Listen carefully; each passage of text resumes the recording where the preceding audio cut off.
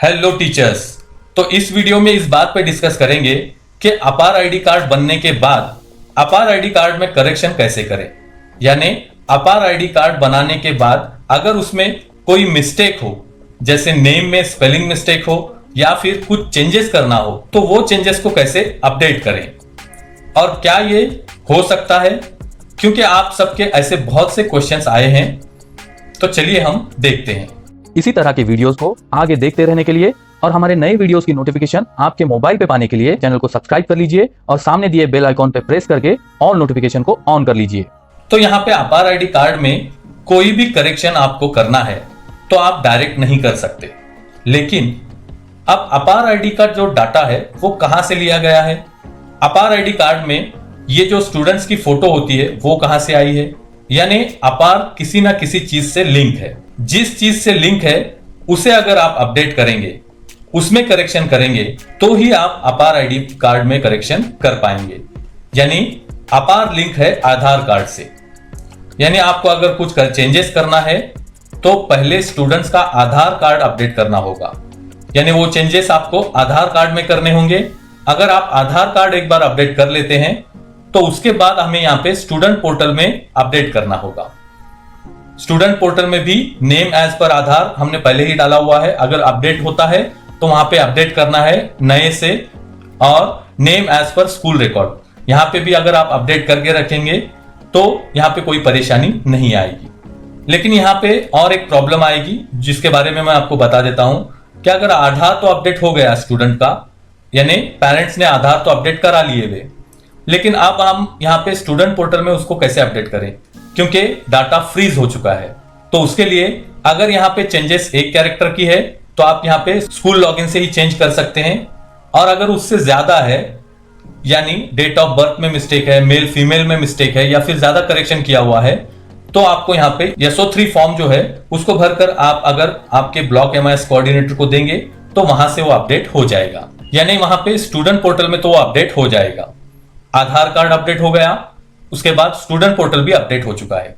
तो अब इतना करने के बाद आपके स्टूडेंट की डिटेल तो आधार कार्ड और स्कूल रिकॉर्ड में चेंज हो गई। अब अपार कार्ड में कैसे करें, तो इसके लिए आपको जाना होगा डिजी लॉकर में, जहां से हमने अपार आईडी कार्ड डाउनलोड किया था। वैसे पिछले वीडियो में हम ये देख चुके हैं कि डिजी लॉकर से अपार आईडी कार्ड आसानी से कैसे डाउनलोड करना है। अगर आपने नहीं देखा तो इस वीडियो के लास्ट में आपके स्क्रीन पर उसकी लिंक मिल जाएगी, वहां से आप वो वीडियो देख सकते हैं। तो यहाँ पे डिजी लॉकर में आने के बाद इश्यूड डॉक्यूमेंट में आना है, जहां पे आधार कार्ड और अपार आईडी यहाँ पे स्टूडेंट का शो होगा। तो सबसे पहले हमें ये चेक करना है कि आधार कार्ड अपडेट हुआ है या नहीं। तो इस पे क्लिक करके, आधार कार्ड पे क्लिक करके आप आधार चेक कर सकते हैं। अगर अपडेट यहाँ पे नहीं शो हो रहा है तो यहाँ पे रिफ्रेश का बटन दिया हुआ है, तो इस पे रिफ्रेश के बटन पे क्लिक करके आधार कार्ड को पहले रिफ्रेश कर लेना है। यानी आधार कार्ड रिफ्रेश हो जाएगा। उसके बाद यहाँ पे अपार आईडी जो है, अभी आप अगर इस पे क्लिक करेंगे तो जो पुराना आईडी है वही शो होगा। तो उसको भी यहाँ पे हमें सामने 3 डॉट पे क्लिक करके रिफ्रेश के बटन पे क्लिक करना है और आईडी को रिफ्रेश कर लेना है। तो ये रिफ्रेश करने के बाद जो लेटेस्ट डाटा होता है आधार का वो यहाँ पे सिंक हो जाएगा, और जो आपने अपडेट किया है आधार वैसी सेम डिटेल्स यहाँ पे अपार आईडी में भी आपको शो होगी। तो इस तरह से आप यहाँ पे अपार आईडी कार्ड बनने के बाद अगर कुछ चेंज करना चाहते हैं तो कर सकते हैं। और अगर फिर भी यहाँ पे रिफ्रेश करने के बाद भी पुराना यहाँ पे डेटा ही शो होता है तो आप यहाँ पे कुछ दिन वेट कर सकते हैं, क्योंकि आधार का डाटा सिंक होने में हो सकता है कुछ टाइम भी लग सकता है।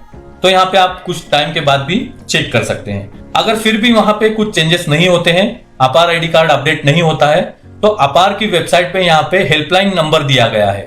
अब मैं यहाँ पे गेट हेल्प पे क्लिक करके आपको बता देता हूँ। यहाँ पे हेल्पलाइन नंबर दिया गया है, आप इस पे चाहे तो कॉल कर सकते हैं।